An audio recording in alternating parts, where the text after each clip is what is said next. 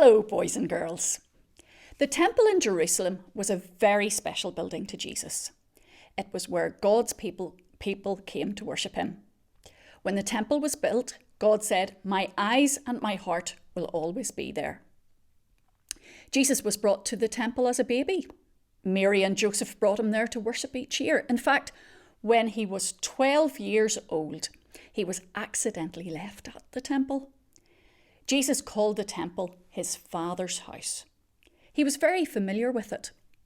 Now that Jesus was grown, he was going to enter the temple again, and he would become very angry at what he saw. Jesus, his family, and his disciples went to Jerusalem. It was the time of the Jewish Passover feast. Many people had travelled a long way to come to the temple.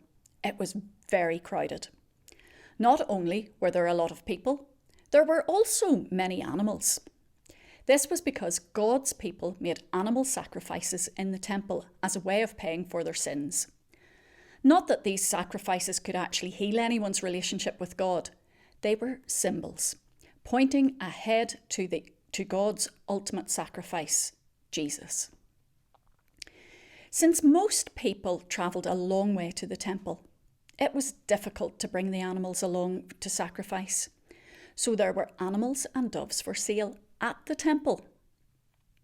Years before, these animals were sold further away from the temple and at a fair price to the tired travellers. But now, when people brought their own animals from home, the religious leaders would tell them that their lamb or dove wasn't good enough. The people were forced to buy another animal, and the animal sellers charged a very high price. The people were being ripped off. It was unfair. So the temple looked like a marketplace. Not only were animals being sold, but also money was being exchanged. The religious leaders said that the Roman coins made God unhappy because they had a picture of Caesar on them, and Caesar claimed to be God. So they told the people that they had to buy special temple coins to put in the offering. The leaders overcharged people on purpose so that they could become rich. They were taking advantage of people who had come to worship God. Does that sound right to you? No way. Jesus was furious. He began chasing out those who were buying and selling in the temple. He turned over tables of the people who were exchanging money and selling doves. He would not allow anyone to carry any items for sale through the temple courtyards. Jesus was making a very deliberate statement. He had not lost control. He said in verse 17, "My house will be called a house of prayer for all nations, but you have made it a den of robbers." After Jesus had cleaned out the temple, he began to teach the many people who listened to him. This story really applies to your life. It applies more than you can imagine. We don't have a temple building like they had in Jerusalem.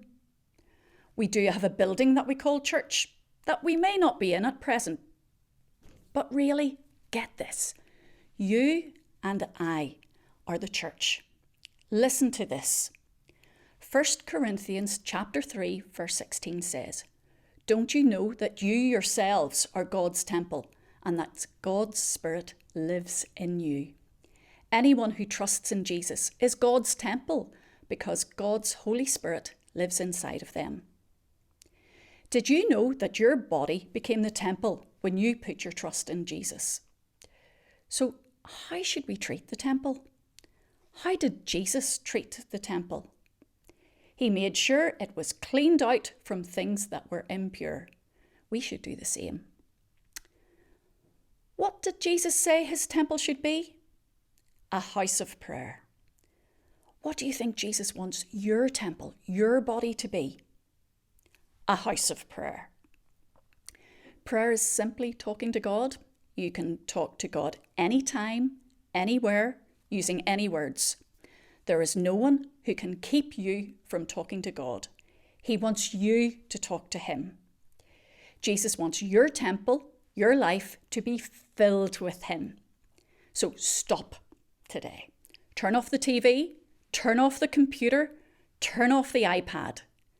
Talk to God. He's waiting to hear from you.